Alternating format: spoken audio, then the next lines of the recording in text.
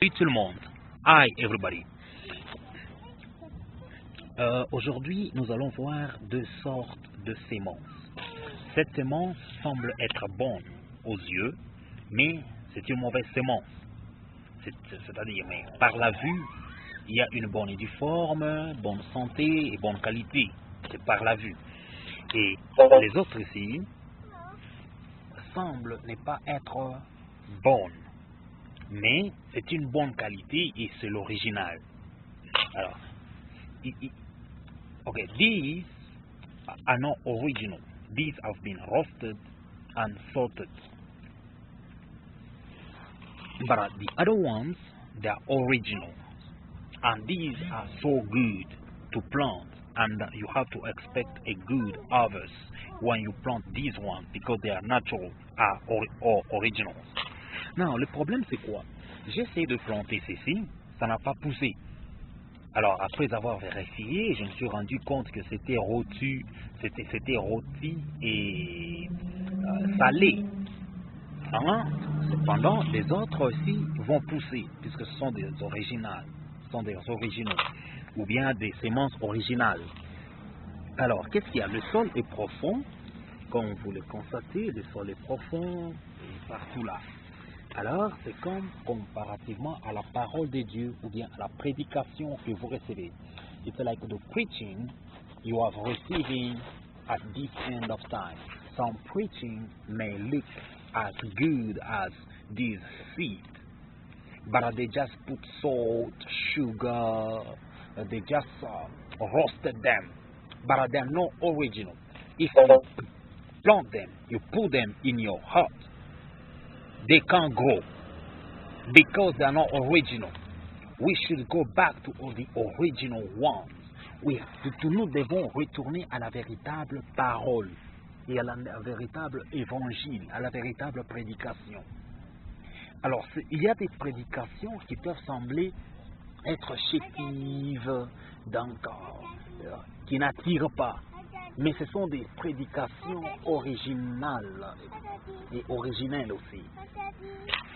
Et par contre, il y a de ces prédications-là qui semblent être bonnes, nourries, donc qui semblent être attirantes, attractives. Donc, vous voyez, il y a ça fait plaisir. Mais quand vous les mettez dans vos cœurs, ça ne produit absolument rien du tout. Et ça va faire pourrir vos cœurs à la longue. Vos cœurs seront attristés, puisque comme ce sol n'avait pas produit, alors que c'était un bon sol. Mais si j'ai mis ça, le sol a failli être abîmé. Le sol s'est abîmé. Alors il fallait chercher encore une autre fertilité, une autre formule de fertilité. Et pourquoi ça a occasionné encore une bonne ampleur.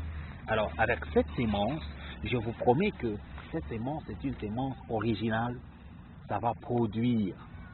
Et ça va produire, ça va grandir, ça fera du bien dans le sol fertile qui est le cœur. Donc, si vous avez un cœur fertile, il faut chercher aussi une bonne sémence. Il faut une bonne prédication, une parole originale. Il faut un évangile sans tache, impeccable, un évangile qui est pur, que vous devrez faire nourrir dans vos cœurs, à vos âmes et à vos esprits, pour que vous puissiez croître et faire plaisir à notre Seigneur, au lieu de nous laisser faire plaisir par des prédicateurs. You don't have just to be pleased by preachers. No, you have to verify what the preachers are telling you and what the Bible is telling you. You have to know how to distinguish this kind or these two qualities by see or by looking. These seems like they are not good anymore, but these ones, they have been roasted, they put sugar and they have been salted. See, but they can't produce. But these ones, the original ones, they're gonna produce. That's why go back to your home, buy a Bible. It's just like $1, $2. You're gonna find a Bible. and try to read. Ask the Holy Spirit to inspire you, to teach you, so that you may learn and go to a church. If you don't understand, the Holy Spirit is going to direct you to a good believing church. That it's a Bible believing church. A Bible believing church. Donc tu peux t'en aller dans une église où on prêche la parole dans sa pureté, la parole dans son originalité, influencée par la puissance du Saint-Esprit. Alors cette parole va produire en vous. Ça peut faire du mal puisque en grandissant, donc ça peut faire un peu du mal, mais c'est pour votre bien. Et à la longue, ça va produire de fruits dignes de la repentance, de fruits dignes des enfants de Dieu, des fruits dignes des disciples des chrétiens. N'accourez pas seulement là où il y a des miracles, blablabla, des miracles, non. Il faut aller là où il y a d'abord la parole. La Bible déclare, au commencement était la parole. Donc avec la parole, c'est la parole qui va produire le miracle. C'est la parole qui va produire un changement, une transformation dans votre vie. C'est la parole qui va créer une intimité personnelle entre vous et votre Seigneur, votre Sauveur. It's just the Word of God that is going to create in you, it's going to cause in you a change, a transformation. But the Word of God, the pure Word of God, is going to cause, it's going to create in you, it's going to make in you miracles, because the Word of God is the source of real miracles. The Word of God is the source of real prophecy. You see, the Word of God is the source of healing, because the Bible says He sent them His Word, and His Word healed them. Il leur envoie sa parole, et sa parole les guérit. C'est la parole qui guérit. Donc, quand vous recevez la parole en tant que logos, à la langue, ça va se transformer. La parole va se matérialiser. La parole va prendre un corps en vous. Donc, là où il n'y avait pas un corps, là où il y avait la mort, la parole va produire la vie. Là où il n'y avait pas l'assurance, là où il y avait le doute, le chagrin, la parole va produire la joie. Et vous serez mature, vous aurez une bonne croissance. Que le Seigneur bénisse. May God bless you.